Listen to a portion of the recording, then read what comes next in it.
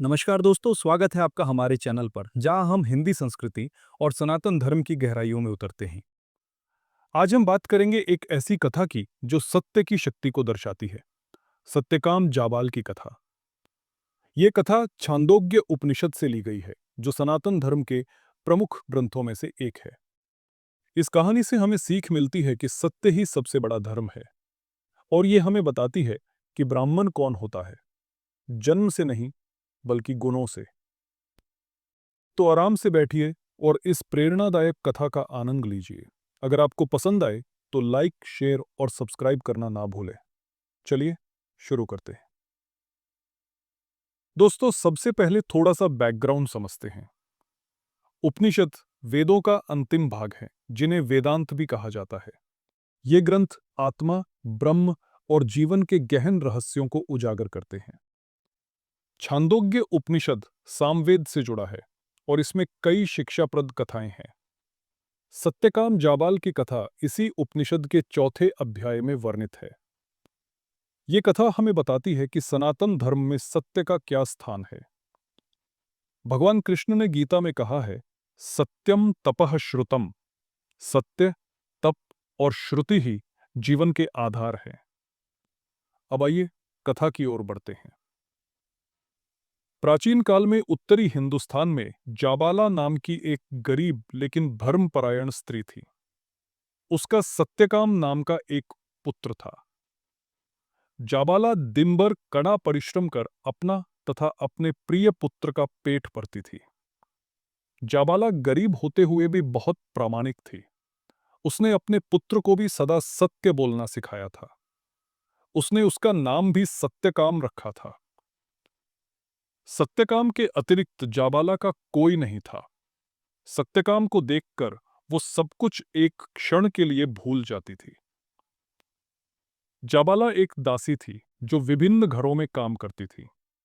उनकी सेवा में वे कई लोगों के संपर्क में आई और इसी दौरान उन्हें एक पुत्र हुआ, जिसका नाम रखा सत्यकाम। सत्यकाम का अर्थ है सत्य की कामना करने वाला। सत्यकाम बचपन से ही बहुत जिज्ञासु और बुद्धिमान था। वो प्रकृति से प्रेम करता था और हमेशा सत्य की खोज में रहता था। जैसे जैसे वो बड़ा हुआ, उसकी इच्छा हुई कि वो ब्रह्म विद्या सीखे। सनातन धर्म में ब्रह्मचर्य आश्रम में प्रवेश के लिए गुरु के पास जाना पड़ता है और इसके लिए अपना गोत्र बताना आवश्यक होता है। गोत्र से पता चलता है कि व्यक्ति किस वंश से है, और ये ब्राह्मण, क्षत्रिय आदि वर्णों से जुड़ा होता है। एक दिन सत्यकाम ने अपनी माँ जाबाला से पूछा, माँ, मेरा गोत्र क्या है? मैं किस वंश का हूं? क्योंकि मैं गुरु के पास जाकर वेदों का अध्ययन करना चाहता हूं। जाबाला थोड़ी देर चुप रही। उनकी आंखों में आंसू आ गए। उन्होंने सत्यकाम से कहा, बेटा, जब मैं युवा थी तो मैं एक दासी के रूप में विभिन्न घरों में काम करती थी। उस समय मेरी सेवा में मैं कई लोगों के संपर्क में आई, इसलिए मुझे ये पता नहीं कि तुम्हारे पिता कौन है। मैं तुम्हें अपना गोत्र नहीं बता सकती, लेकिन तुम मेरा नाम लेकर कह सकते हो कि तुम जाबाला के पुत्र हो, सत्यकाम जाबाल। दोस्तों देखिए, जाबाला ने सत्य बोला। उन्होंने कोई झूठ नहीं रचा। सनातन धर्म में माता पिता का सत्य बोलना कितना महत्वपूर्ण है। सत्यकाम ने अपनी मां की बात सुनी और तय किया कि वो गुरु के पास जाकर सत्य ही बताएगा। वो नहीं जानता था कि ये सत्य उसकी किस्मत बदल देगा। सत्यकाम ने अपनी मां से विदा ली और गुरु हरिद्रुमत गौतम के आश्रम की ओर चल पड़ा। गुरु गौतम एक प्रसिद्ध ऋषि थे जो ब्रह्म विद्या के ज्ञाता थे। सत्यकाम आश्रम पहुंचा और गुरु के चरणों में प्रणाम किया। गुरु ने पूछा, बालक, तुम कौन हो? तुम्हारा गोत्र क्या है? सत्यकाम ने बिना झिझक के सत्य बोला। उसने कहा, आचार्य, मैं सत्यकाम हूं। मेरी माता जाबाला है।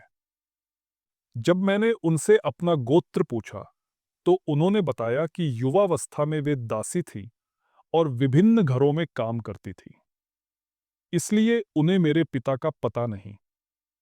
उन्होंने कहा कि मैं सत्यकाम जाबाल कहलाऊं। गुरु गौतम ये सुनकर चकित हो गए, लेकिन उन्होंने सत्यकाम की आंखों में सत्य की चमक देखी। वे जानते थे कि सनातन धर्म में सत्य बोलना सबसे बड़ा गुण है। गुरु ने कहा, बालक, जो व्यक्ति इतना कठोर सत्य बोल सकता है वह निश्चित रूप से ब्राह्मण है, क्योंकि ब्राह्मण वह नहीं जो जन्म से होता है, बल्कि वह जो सत्य का पालन करता है। तुम्हें मैं शिष्य के रूप में स्वीकार करता हूं। दोस्तों, यहां एक बड़ा संदेश है। सनातन धर्म वर्ण व्यवस्था को जन्म पर नहीं, बल्कि कर्म और गुणों पर आधारित मानता है। मनुस्मृति और गीता में भी कहा गया है कि गुणों से वर्ण निर्धारित होता है। सत्यकाम का सत्य बोलना उसे ब्राह्मण बना देता है। गुरु गौतम ने सत्यकाम को ब्रह्मचर्य व्रत दिया और उसे शिक्षा आरंभ करने को कहा। लेकिन पहले उन्होंने एक परीक्षा ली। उन्होंने सत्यकाम को 400 दुर्बल गायें दी और कहा, इन्हें लेकर जाओ और इनकी संख्या 1000 होने तक इन्हें पालो। जब 1000 हो जाएं, तब लौटना। सत्यकाम ने आज्ञा मानी और गायों को लेकर जंगल की ओर चला गया। वहां वह वर्षों तक रहा। वह गायों की सेवा करता, उन्हें चराता और प्रकृति से सीखता। सनातन धर्म में गुरु की आज्ञा का पालन कितना महत्वपूर्ण है। सत्यकाम ने कभी शिकायत नहीं की। वह सत्य और तप में लीन रहा। धीरे धीरे गायों की संख्या बढ़ती गई। जब वे 1000 हो गईं, तब सत्यकाम लौटने लगा। रास्ते में उसे कई दिव्य अनुभव हुए, जो छांदोग्य उपनिषद में विस्तार से वर्णित हैं। ये अनुभव ब्रह्म की शिक्षा देते हैं। पहला अनुभव, बैल ने सत्यकाम को ब्रह्म का एक भाग सिखाया। बैल ने कहा, ब्रह्म 4 भागों में है, प्राच्य, दक्षिण, पश्चिम और उत्तर। सत्यकाम ने ध्यान से सुना। दूसरा अनुभव, अग्निदेव ने ब्रह्म का दूसरा भाग सिखाया, पृथ्वी, आकाश, स्वर्ग और समुद्र। तीसरा, हंस ने ब्रह्म का तीसरा भाग बताया, अग्नि, सूर्य, चंद्र और विद्युत। चौथा, मदगू पक्षी ने अंतिम भाग सिखाया, प्राण, नेत्र, कान और मन। ये सभी अनुभव बताते हैं कि ब्रह्म सर्वव्यापी है। सत्यकाम ने इन शिक्षाओं को ग्रहण किया और आश्रम लौटा। उसे दूर से देखकर ही गौतम ऋषि सब कुछ समझ गए। गौतम ऋषि बोले, सत्यकाम, ईश्वर का ज्ञान प्राप्त कर तुम तेजस्वी दिखाई दे रहे हो। तुम्हें यह ज्ञान किसने दिया? सत्यकाम के मुख पर ज्ञान का अपूर्व तेज झलक रहा था। सत्यकाम विनयपूर्वक बोला, मनुष्य की अपेक्षा अन्य प्राणियों ने ही मुझे ज्ञान दिया। सत्यकाम ने सारी घटनाएं बताईं।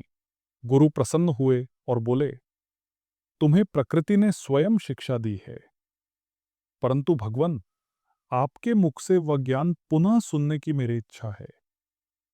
मैंने सुना है कि गुरुमुख के अतिरिक्त अन्य स्थान से प्राप्त सर्व विद्या व्यर्थ है। गौतम ऋषि बोले, क्योंकि तुम सत्यनिष्ठ हो सत्यकाम, अब मैं तुम्हें पूर्ण ब्रह्म विद्या दूंगा। इस प्रकार सत्यकाम एक महान ऋषि बना।